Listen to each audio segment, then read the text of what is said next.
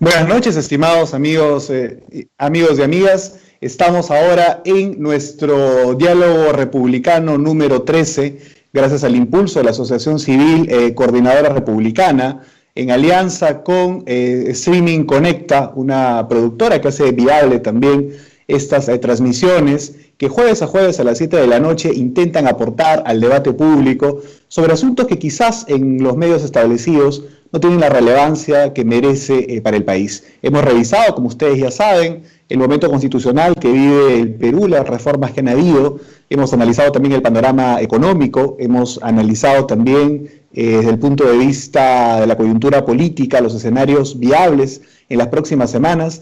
Y hoy día, sin duda, tenemos un evento muy especial. Es el primer evento de la Coordinadora Republicana y de Streaming Conecta de carácter internacional. Se llama La Democracia Amenazada y tenemos sin duda a un expositor realmente de lujo. Contamos ahora con la exposición de don Carlos Sánchez Berzaín, quien además es un abogado catedrático, es un estadista que ha sido perseguido y exiliado político, ha sido ministro de Estado de Bolivia durante 5 veces, tiene una amplia experiencia en los asuntos públicos, ha sido ministro de la Presidencia de Bolivia, también en la cartera de Defensa, de Gobierno, es director del Instituto Interamericano para la Democracia, además tiene una amplia producción intelectual que lo avala, y tenemos también un panel muy importante y sin duda de lujo. Nos acompaña el político peruano Mauricio Mulder, está Ángel Delgado Silva también, jurista, analista político, y el periodista radicado en los Estados Unidos, Alan Rivera Prieto, quien van a hacer comentarios a la exposición que don Carlos Sánchez Berzaín va a darnos el día de hoy, sin duda sobre los retos de la democracia y los peligros de la democracia en el continente, seguramente analizando también la experiencia boliviana y lo que ha podido él observar en sus estudios políticos e intelectuales en el resto de la región. Yo le agradezco muchísimo a nombre de la Coordinadora Republicana, a don Carlos Sánchez, por darse el tiempo para participar en este intercambio que además no solamente es visto en Perú, sino que también tiene un público muy interesante. Mando saludos para los amigos que desde Madrid están ya a la espera de esta conexión hace bastantes minutos. Dicho esto, inauguro el 13º diálogo republicano y le doy el uso de la palabra a don Carlos Sánchez Berzaín para que él pueda exponer sus ideas iniciales. Adelante, don Carlos. Mucho gusto, buenas noches, un saludo a las entidades anfitrionas, a los participantes y al público tan importante que ustedes tienen. El tema que me han planteado para esta noche es la democracia amenazada. Vamos a hablar del tema de la democracia en la región, en las Américas, con carácter general, y vamos a llevar ese análisis al Perú. Para eso vale la pena empezar con un marco teórico. En el marco teórico deberíamos recordar que el tema de la democracia en las Américas no es un tema sujeto a debate, no es un tema sujeto a conceptualizaciones o a teorizaciones. Eso se acabó el 11 de septiembre del año 2001, precisamente en Lima, Perú, cuando se firma la Carta en el marco de la Organización de Estados Americanos, y la Carta Democrática Interamericana establece, si bien no una definición de lo que es la democracia, establece en su artículo 3 los elementos esenciales de la democracia. Y los elementos esenciales de la democracia, hay que recordarlo, son, entre otros, dice la Carta, 5.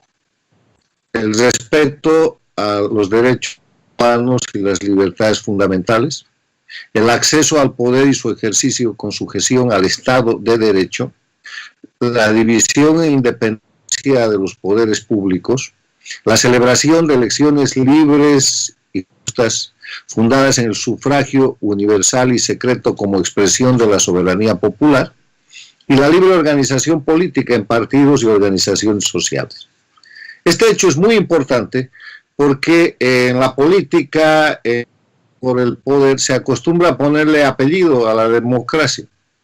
La democracia liberal, que la democracia participativa, que la democracia no. En las Américas hay una democracia y es esta, porque además está establecida en una carta, y ustedes conocen el valor de lo que es una carta internacional.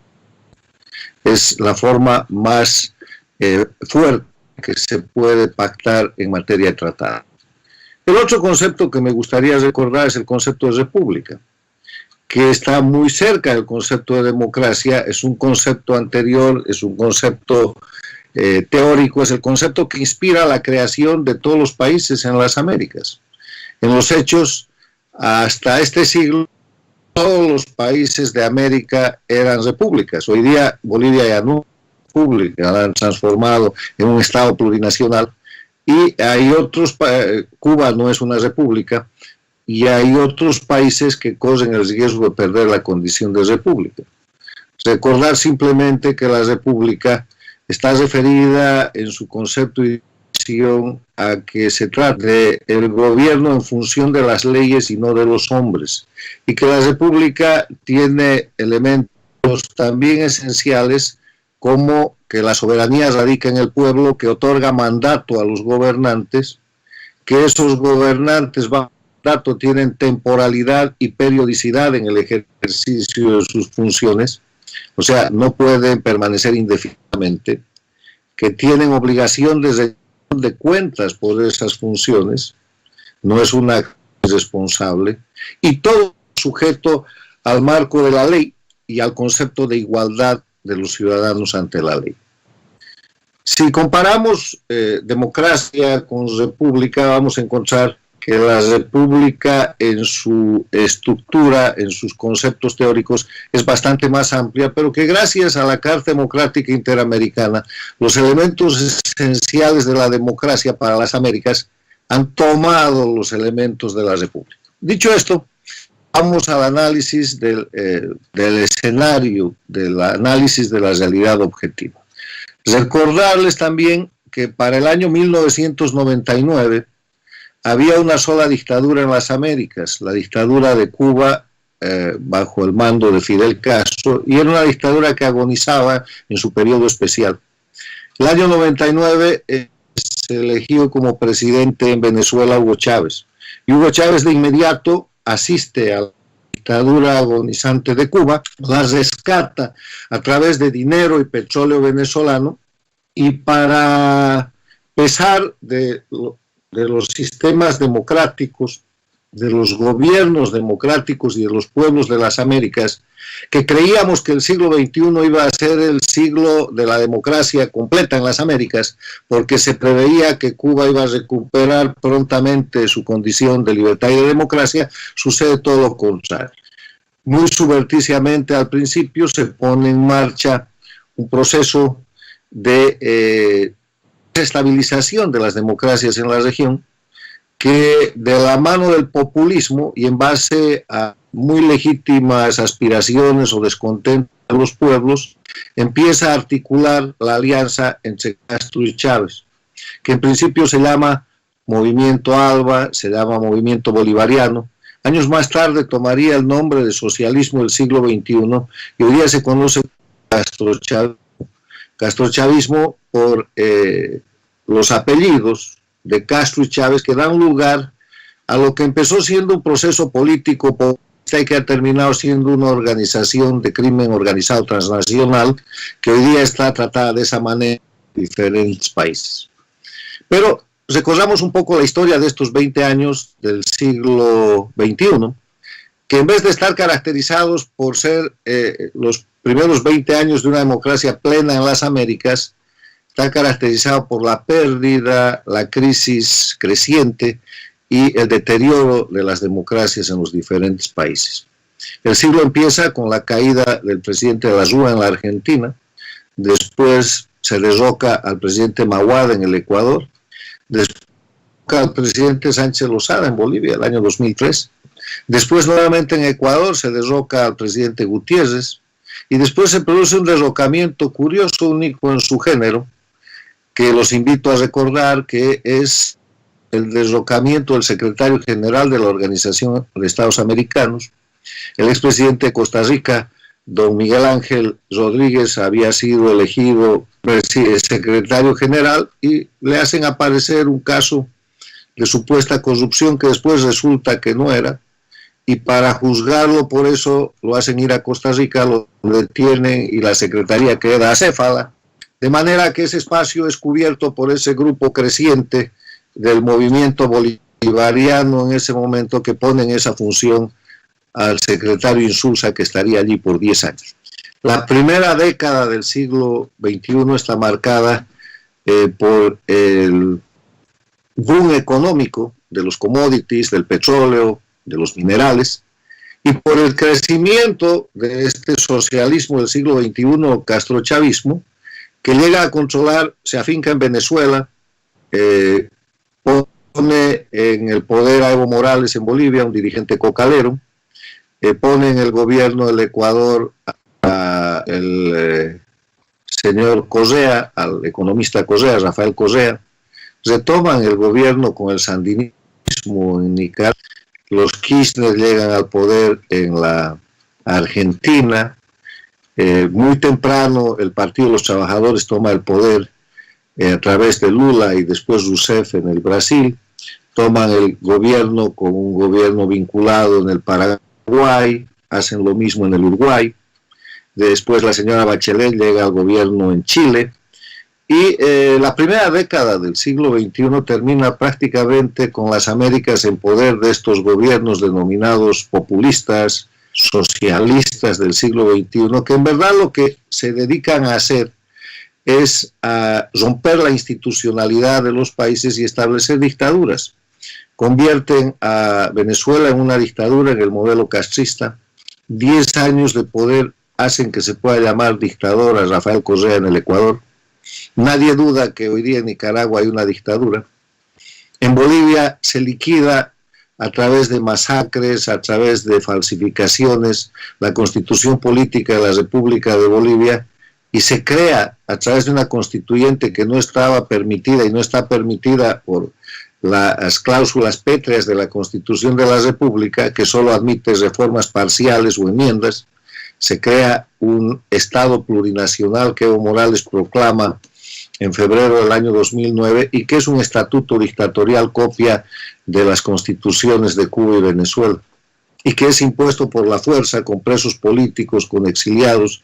El Perú es testigo de esa situación porque una gran masa de los exiliados políticos bolivianos llega al Perú y todavía permanece. La segunda década del siglo XXI marca el dominio y el control de este grupo castrochavista o socialista del siglo XXI y empieza a declinar. Empieza a declinar porque como son centralistas, estatistas, corruptos y liquidan, su habilidad es matar la gallina de los huevos de oro, terminan con la producción, concentran el poder, los niveles de corrupción son insostenibles. Los pueblos en los países cuyas democracias no lograron liquidar desplazan esos gobiernos, pierden Argentina, pierden Paraguay, pierden el Brasil, pierden Chile. En el Ecuador, Correa hace una jugada de poner un delfín y el delfín resulta tendiente a recuperar la libertad y la democracia. Es el presidente actual, Moreno, que está llevando adelante un proceso de transición muy esforzado, en cuyo marco ya está condenado Rafael Correa con sentencia de 8 años por un caso de corrupción, tiene muchos más, con segunda instancia. Atacan sostenidamente a Colombia y en Colombia se resiste, pero hay un momento que es el gobierno de Santos en el cual la relación es totalmente abierta con el castrochavismo al punto que legalizan a las FARC y Santos se anima a hacer un acuerdo de paz en contra de un referéndum que le decía que no quería acuerdo de paz y los resultados los estamos viendo hoy día. Montan el Petrocaribe y con el Petrocaribe controlan todos los votos del Caribe y de Centroamérica y eso les permite afincarse no solamente en la OEA, sino en los sindicatos que se hacen en los organismos internacionales especializados de las Naciones Unidas y en la propia Naciones Unidas, al punto que Cuba tiene una silla en el Consejo de las Naciones Unidas de los Derechos Humanos y que Venezuela llega a tener una posición de los miembros no permanentes del Consejo de Seguridad, cosa que pasa después con la Bolivia de Evo Morales, o sea, que es en pleno poder. Pero las cosas van cambiando, los pueblos reaccionan y además lo que fue el momento cúspide del castrochavismo, que es sucede en Panamá, la Cumbre de las Américas de Panamá, donde el presidente de Estados Unidos admite el liderazgo de Raúl Castro, cosa que después complementa con la apertura de relaciones entre Estados Unidos y Cuba, que queda como después de la muerte de Chávez como la línea absoluta de la región latinoamericana. Las cosas cambian y Estados Unidos, con el cambio de gobierno, cambia su política exterior, vuelve a la política exterior basada en sus principios y valores respecto a la libertad, libre empresa, propiedad privada, emprendimiento, garantías para el movimiento de la gente. Y vemos lo que estamos viendo en los últimos 4 años. Vemos que las dictaduras del socialismo del siglo XXI son primero identificadas como dictaduras, porque antes pasaban como democracias. Estaban incluso haciéndole creer a la región y al mundo que Cuba se acercaba a una democracia de partido único, porque los cubanos votan. Ellos crean un sistema de dictaduras electoralistas en las que hay voto, pero la dictadura electoralista en concepto es un sistema en el que la gente vota pero no elige. Convirtieron a Bolivia en dictadura electoralista, hoy día Nicaragua es una dictadura electoralista, Cuba y Venezuela lo son, para perpetuar indefinidamente en el poder a sus gobernantes. Siguen las transformaciones, siguen los procesos y además de identificarlos como dictaduras, el mundo los identifica como una organización de delincuencia organizada transnacional. Porque resulta que Cuba, Venezuela, Bolivia, Nicaragua se han convertido en narcoestados. Ecuador lo fue en el gobierno de Correa.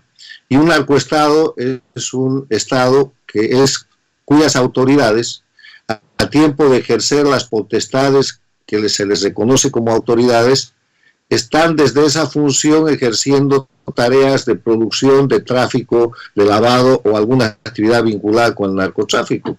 Y el mejor ejemplo es Evo Morales, que con sus 6 federaciones de productores de coca y de cocaína pasa a tener 3.000 hectáreas de coca ilegal en el año 2003, cuando derroca al presidente Sánchez Lozada, a tener 80.000 el día que él deja el gobierno. O la documentación del investigador Leonardo Cutiño, que en el libro de la biografía de Chávez hay un capítulo que se llama El puente de la cocaína, documenta cómo aviones de la Fuerza Aérea Boliviana llevaban droga desde la pista de Chimoré en Bolivia al aeropuerto presidencial de Venezuela en Caracas.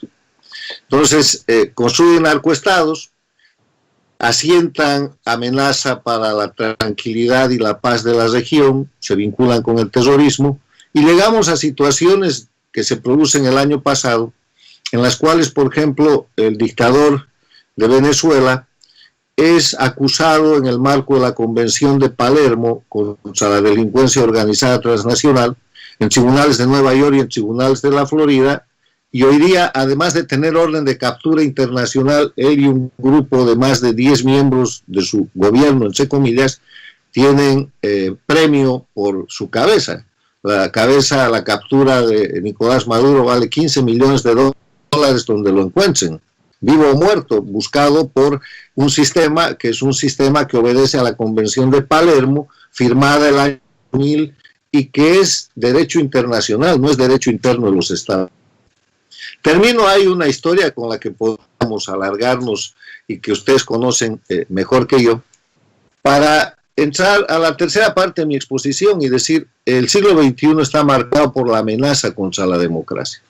No solo la amenaza contra la democracia, sino por el destrozo deliberado de la democracia.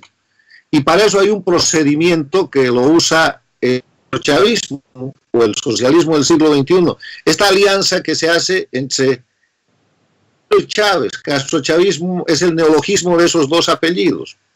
Castrochavismo no es otra cosa que la suma de la tecnología criminal, del know-how de ser criminal de Cuba de 40 años. Los 60 hizo guerrilla en Bolivia, guerrilla en Venezuela, creo que la guerrilla llegó al Perú, organiza organizaciones guerrilleras como las FARC, el ELN, En los 70 hace guerrilla urbana. En los 80 mezcla eso con terrorismo y con narcotráfico.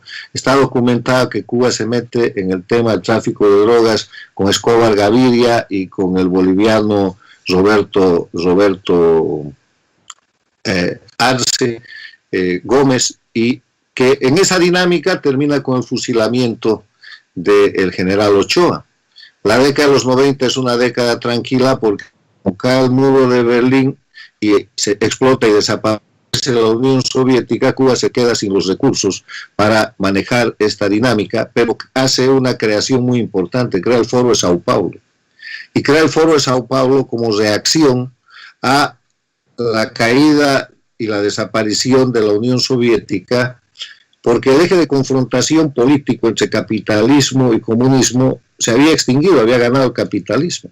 Entonces, lo que el Foro de Sao Paulo plantea, con doctrina castrista cubana, es la multiplicación de los ejes de confrontación para ir al tema racial, para ir al tema regional, para ir al tema generacional, para ir al tema de sexo, para ir a cualquier tema que sirva para seguir destrozando la sociedad de las democracias.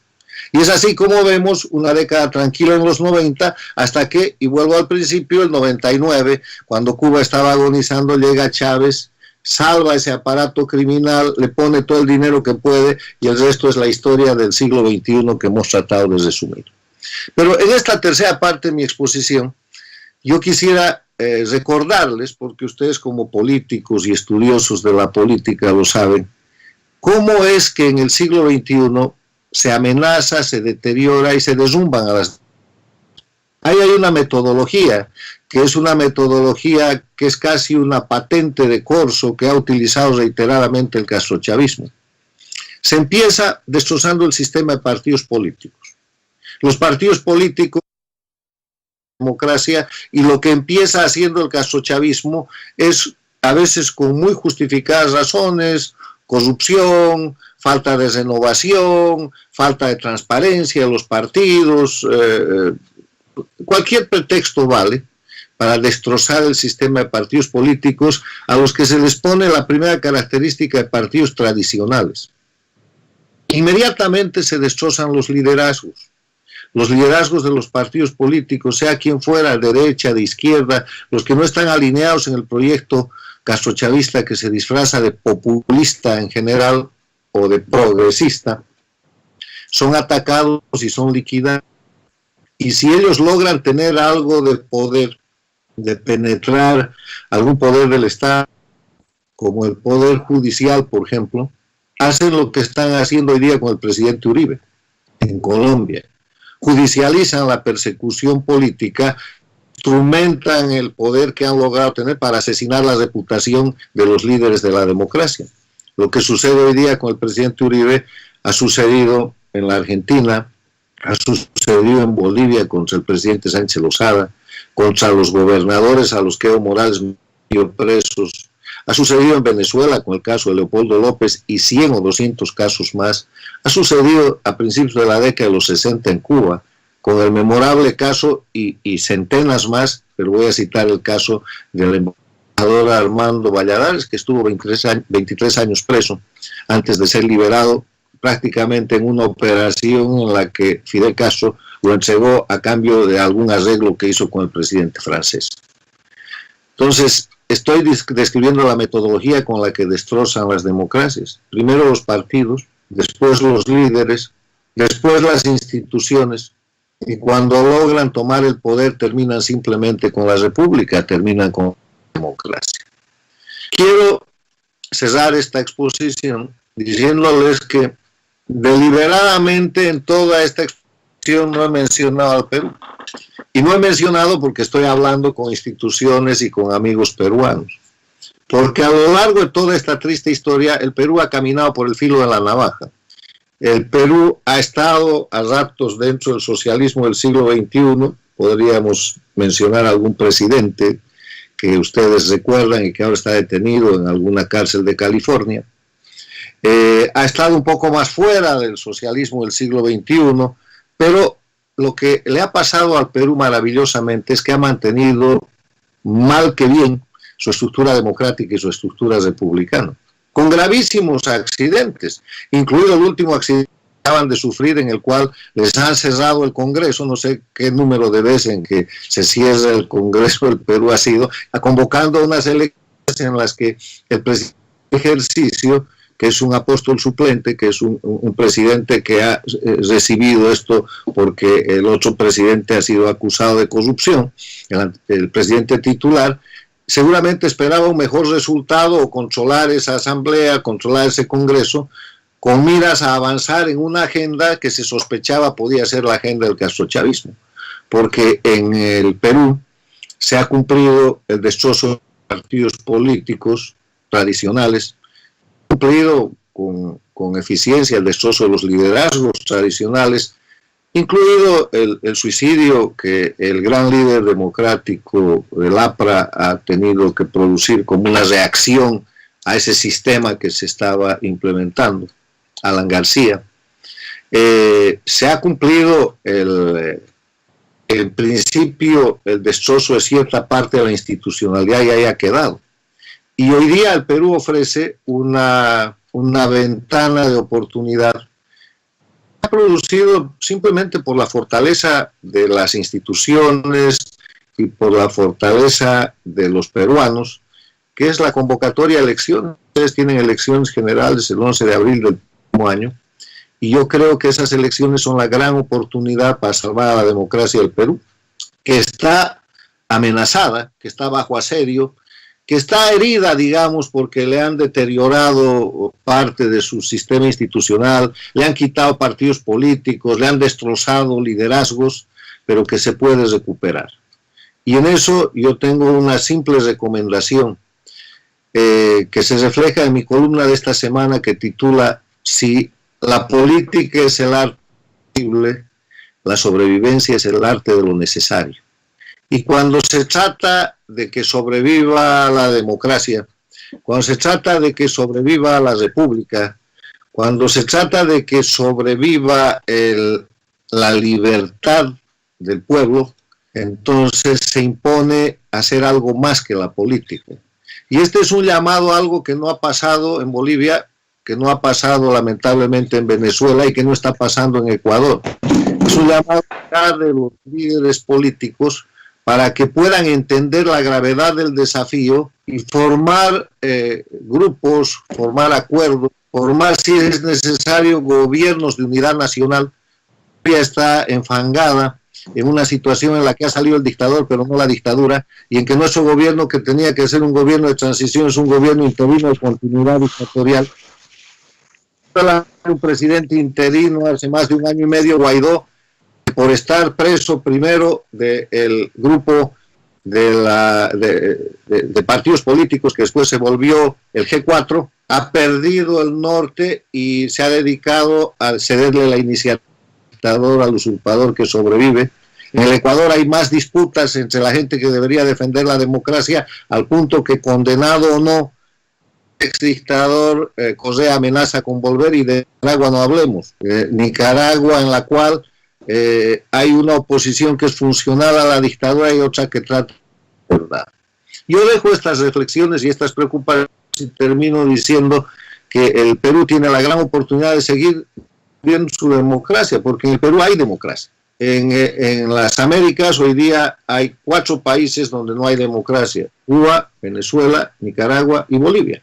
Aunque se diga lo que se diga, Bolivia está bajo el régimen dictatorial.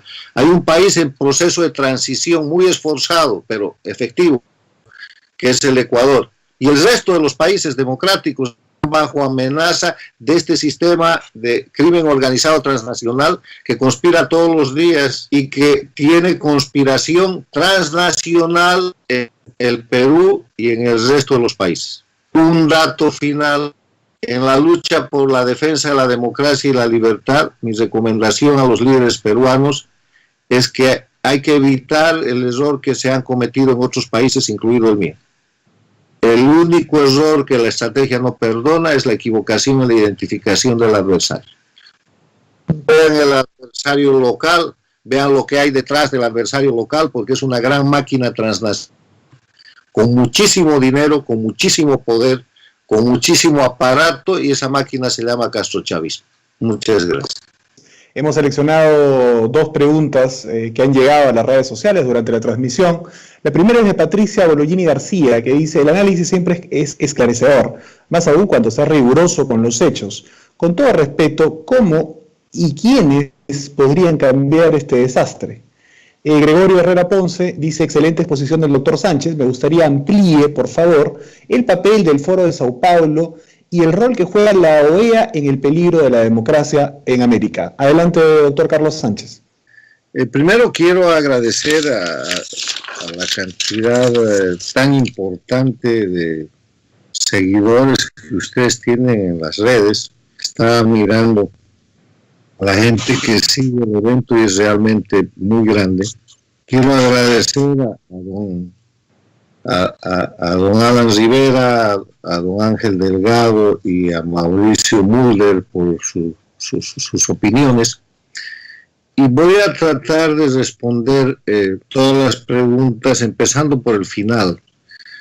Me parece relevante lo que dice don Mauricio. Este cambio de actitud, que en vez de controlar a los gobiernos hay que aprovecharse de ellos. Esta actitud del socialismo del siglo XXI, del castrochavismo, que ya no es la denominación, sino la de penetración. La respuesta es que eso es parte de su crisis y de su decadencia. El castrochavismo está en retirada, está en un proceso de acotamiento violento, está en crisis. Y está en crisis porque para ver la crisis del castrochavismo, del socialismo del siglo XXI, solo que hay que mirar Cuba. Cuba está muriendo de hambre, está en un periodo especial mucho más grave que el del 99. Solo hay que mirar Venezuela. Venezuela era la gallina de los huevos de oro y el castrochavismo se ha comido la gallina de los huevos de oro. Ya no hay huevos ni hay gallina. Está en una crisis humanitaria extrema. Han destrozado el país más rico, la potencia petrolera más grande del mundo, y lo han hecho en 20 años. O sea, miren lo que pueden hacer. Hay que mirar Nicaragua, y hay que mirar el estado en que Evo Morales ha dejado Bolivia y el estado en que Correa ha dejado el Ecuador. Bolivia es un país con una crisis general, además de la crisis de salud que ha traído el COVID, de la que nadie ha hablado aquí y que es un elemento muy importante para la política que viene. En Bolivia la crisis económica es extraordinaria, no se sabe cuál es la deuda externa ni cuál es la deuda interna.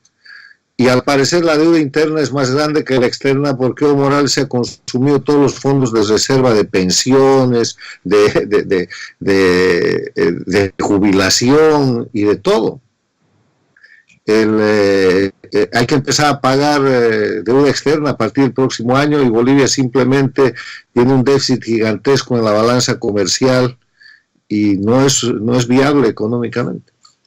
O sea, Mauricio Müller, esta acción de penetración es parte de la inteligencia de sobrevivencia del castrismo que ya se utilizó en la década de los 90. Porque cuando ellos empiezan a acotar su poder y dejan de tener el dinero proporcionado por la Unión Soviética, ¿qué es lo que hace Cuba?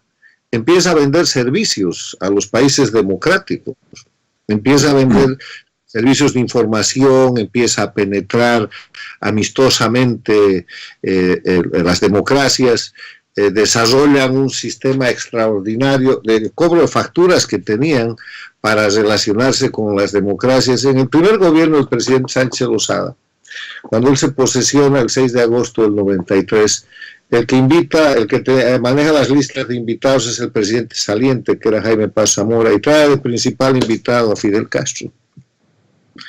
Y no era una casualidad, era esa misma política de penetrar, de decir, ¿qué podemos hacer? ¿Saben qué?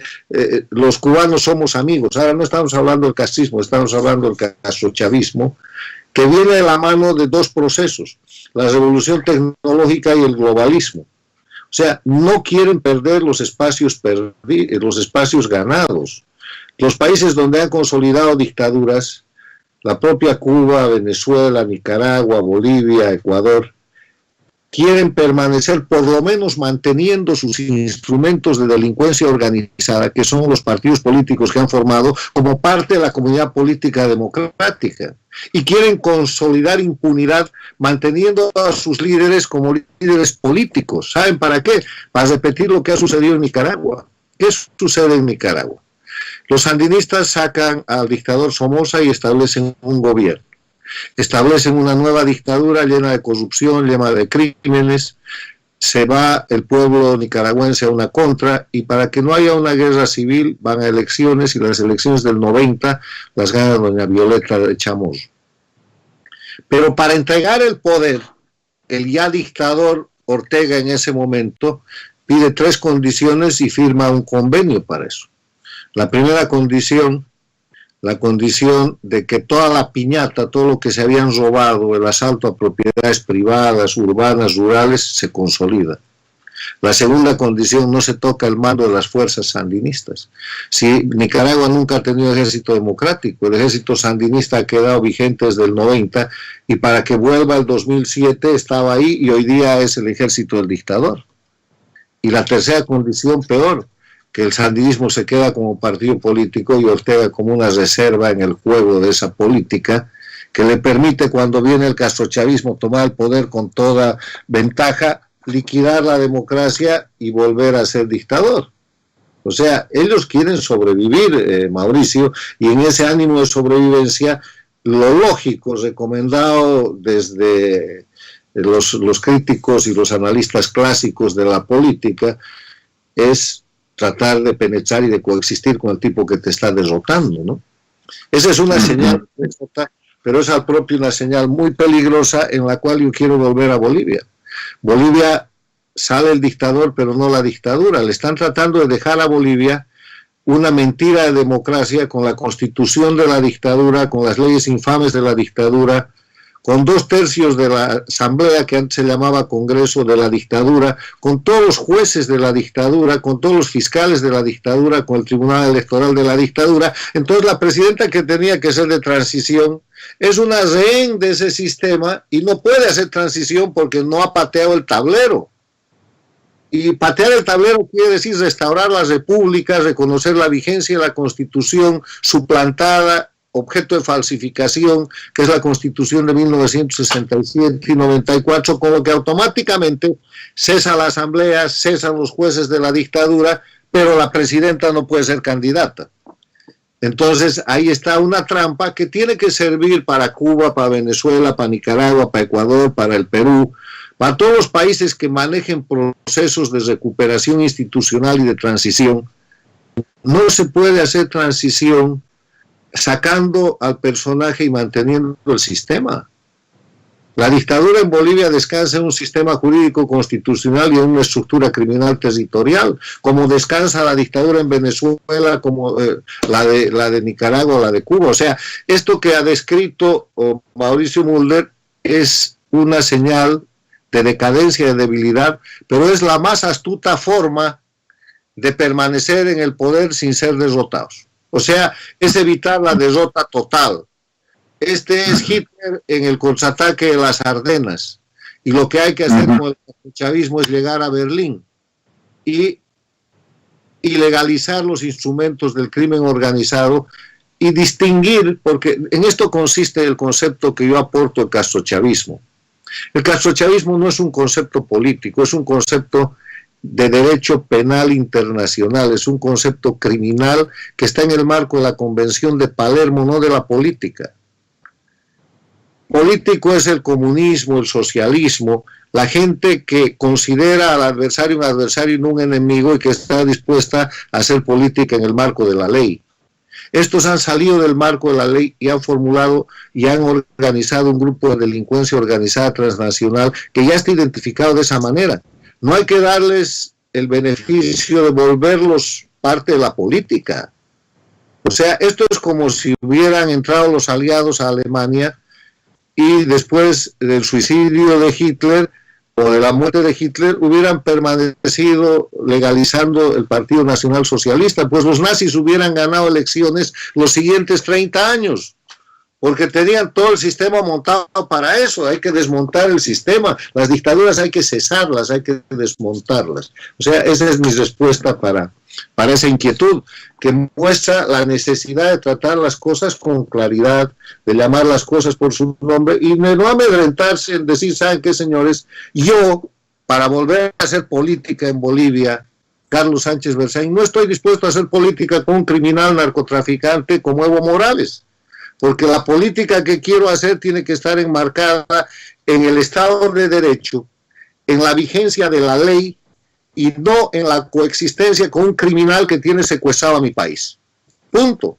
Ahora, es posible que el criminal siga ganando, pero un día va a perder. Y ese es el rompeaguas que hay que marcar. Es lo que no ha podido hacer Guaidó todavía en Venezuela y ojalá lo haga. Es lo que ha hecho el presidente Moreno en el Ecuador y por eso tiene una transición. Es lo que no puede hacer la presidenta Yanine Áñez en Bolivia y ojalá lo haga porque todavía tiene tiempo. De eso se trata. Entonces, paso al otro tema en el que voy a tratar de englobar las preguntas hechas por Alan Rivera, Ángel Delgado y las dos personas que han preguntado sobre el tema del Foro de Sao Paulo, la OEA y cómo se cambia esta amenaza y cómo se cambia este desastre. Para eso quiero decirles que lo primero que hay que hacer es llamar a las cosas por su nombre y señalar a la gente que está operando en contra de la democracia. Ustedes en el Perú tienen una gran cantidad de hechos que han descrito, pero también tienen una penetración extranjera. El entorno del presidente actual es absolutamente el grupo del grupo Kirchner de la Argentina, que es un reflejo de la operación del Foro de Sao Paulo y es un reflejo de la operación del castrochavismo. Identifíquenlos.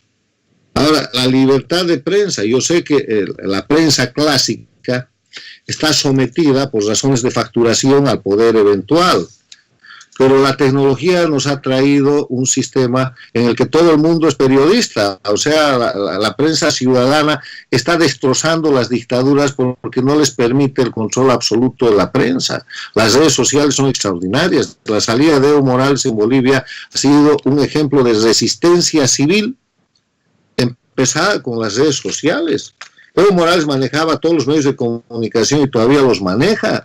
Eso es una cosa que no se puede negar porque ha salido una larga lista de las empresas, de los medios de comunicación, incluso periodistas en Bolivia, con las facturas que recibían del Estado plurinacional y se ha tapado rápidamente. Yo me atrevería a decir en Bolivia que hoy día se ha restaurado la libertad de prensa, pero hay quienes no la ejercen, porque hay razones de peso para que eso no suceda.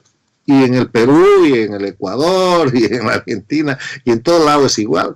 Llamemos las cosas por su nombre. Ustedes que están en la política, pónganle nombre y apellido a las denuncias. El otro tema, el tema de la amenaza del castrochavismo y la presencia del castrochavismo o del socialismo del siglo XXI en el Perú. Yo me atrevo a decir que el primer operador del proyecto castrochavista del Perú fue Toledo. Toledo fue un aliado absoluto de la penetración del sistema castrochavista para deteriorar las instituciones y lo empezó haciendo en Bolivia, porque Toledo influyó y participó en el derrocamiento del presidente Sánchez Lozada a través del aliento de grupos y la participación no oficial de gente vinculada con Ollanta Humala y con el hermano de Ollanta Humala, un militar que en ese momento después daría mucho que hablar en la historia del Perú, una historia que hay que revisar y una historia que está todavía por reescribirse. Y que hoy día ustedes están bajo una amenaza tremenda porque el Foro de Sao Paulo, y ahora vamos a hablar del Foro de Sao Paulo, a través de asesores y a través de mecanismos operados desde la Argentina, ha logrado rodear a un presidente interino, un presidente que llega por la renuncia del presidente titular, y hace lo que Mauricio Mulder ha dicho. Han penetrado a ese presidente y un poco más lo llevan a una situación en la cual la ruptura de la democracia peruana hubiera sido demasiado evidente. Yo afirmo y he afirmado, en contra del criterio inclusive del distinguido Mario Vargas Llosa, que el cierre del Congreso que hizo el presidente actual en el Perú fue una violación de la democracia y un golpe de Estado. Y es en el nuevo modelo de los golpes de Estado del siglo XXI, que son golpes blandos, perfectamente descritos en el libro Las dictaduras del siglo XXI, el caso ecuatoriano, escrito por el expresidente ecuatoriano Osvaldo Hurtado. Entonces, denuncien. El Foro de Sao Paulo está en plena operación, pero está desgastado, porque hoy día ya no hay petróleo venezolano, no hay plata de la corrupción, del Lavallato y de Odebrecht, hay narcotráfico. El narcotráfico está sosteniendo este proyecto transnacional y hay que denunciarlo. Y el narcotráfico es un enemigo de la democracia y hay que mostrar a esta gente vinculada al sostenimiento y a la creación de narcoestados. Y ese es un tema muy sensible en el Perú, porque Colombia es el primer productor de coca y de cocaína. El Perú acaba de recuperar el segundo lugar y Bolivia está en tercer lugar. Porque silenciosamente y sin dictadura, el Perú ha dejado crecer los cultivos de coca y tiene un problema muy serio, están sentados sobre una bomba de tiempo. El Perú es una democracia, pero tiene todas las condiciones para que cuando se quiebren las características de la democracia sea un narcoestado más del grupo del casochavismo, porque tiene los elementos relativos a la producción de coca y de cocaína. El tema del Foro de Sao Paulo. El Foro de Sao Paulo... que hable un poco más sobre el Foro de Sao Paulo. El Foro de Sao Paulo es el instrumento que trata de aparecer como político para llevar adelante procesos de desestabilización. Hoy día hay un gran proceso de desestabilización en las Américas que está en curso y que empezó en el segundo semestre del año pasado y que produjo el golpe de Estado en Ecuador contra el presidente Moreno, que produjo la desestabilización de Chile, que produjo un ataque feroz a la democracia colombiana y que ahora, aprovechando el tema del coronavirus, está atacando a todos los sistemas democráticos. Porque el coronavirus ha traído algunas características muy penosas, que son la falta de respuesta eficiente a las necesidades de la gente y el alto nivel de corrupción. Entonces, ¿quién no va a estar contra eso? En el Perú ustedes tienen un problema muy serio con el tema del coronavirus. El Perú está clasificado como el segundo país después de Bélgica en el porcentaje de contagios y de mortandad en el mundo, porcentaje que se calcula en relación al el número de decesos o de enfermos en relación al número de habitantes que tiene el país. Y la gente no está contenta con eso, y la crisis que hay en el Perú es una crisis realmente grave, como la es la Argentina, donde hay una cuarentena que ya no es cuarentena, son creo que 120 días que han liquidado todos los negocios, como ha sucedido en Bolivia y como está sucediendo en toda la región.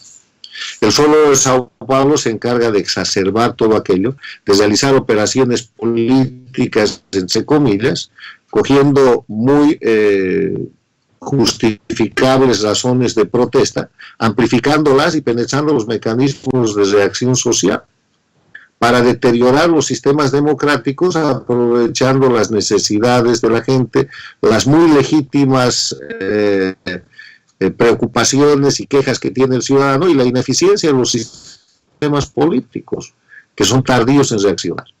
Yo termino esta serie de preguntas diciéndoles que qué se puede hacer para preservar la democracia frente a esta amenaza permanente contra la democracia. Yo creo que hay tres reglas sencillas. Primero, poner en evidencia al adversario, decir, ¿saben qué? Esto es castrochavismo, esto es un proyecto transnacional, no es un proyecto peruano, no es un proyecto boliviano. Segundo, tomar los ejemplos de lo que ya ha pasado. Yo sé que nadie aprende por dolor ajeno, pero miren Cuba, 61 años de dictadura. Miren Venezuela, 21 años que ha destrozado ese país. Miren Bolivia, 14 años convertido en narcoestado y no podemos salir. Miren los 10 años de gobierno dictatorial de Correa lo que ha hecho en Ecuador, y miren Nicaragua. ¿Quieren eso para el Perú? O sea, con todos sus defectos, la democracia con toda la corrupción que se le pueda decir que tiene que ser combatida y que no es justificable, con todos los líderes que pueden ser señalados, nadie ha llevado a un país a la situación en la que está Cuba, Venezuela o en la que están dejando Nicaragua o Bolivia. Esta gente sí lo hace. Y tercero, en esta lucha hay que siempre volver a los principios y valores. Esta no es una lucha ideológica, no es una lucha de izquierdas y derechas. Esta es una lucha en la que se defiende la libertad, en la que se defiende la vida, en la que se defiende el derecho de propiedad, en la que se defiende la igualdad, en la que se defiende la posibilidad de que la gente tenga el derecho a emprender. Esta es una lucha en la cual, comparando la vida de los peruanos de hoy día con la de los venezolanos de hoy día, ustedes tienen ventajas comparativas extraordinarias. Primero, no tienen necesidad de irse a su país. Segundo, no tienen la necesidad de buscar seguridad, así sea dentro de su país, en contra de un sistema de crimen organizado que maneja el país. No todavía. Pero hay que poner los frenos porque la amenaza está sobre cada uno de los países de América Latina, y lo que podemos nosotros hacer es mostrarle a la gente la amenaza, mostrarle los riesgos, porque hay pruebas del resultado de estas organizaciones de crimen organizado. Los pueblos de Cuba, de Venezuela, de Nicaragua, de Bolivia son testimonio, y darle la posibilidad de volver a pensar en principios y valores, porque no hay un padre, no hay una madre, no hay una familia, no hay un joven que no quiera tener igualdad y tener oportunidad en la vida y luchar por eso. O sea, volvamos a los principios y valores que son el fundamento de la democracia, de la república y de la coexistencia en libertad. Eso es todo lo que puedo recomendar.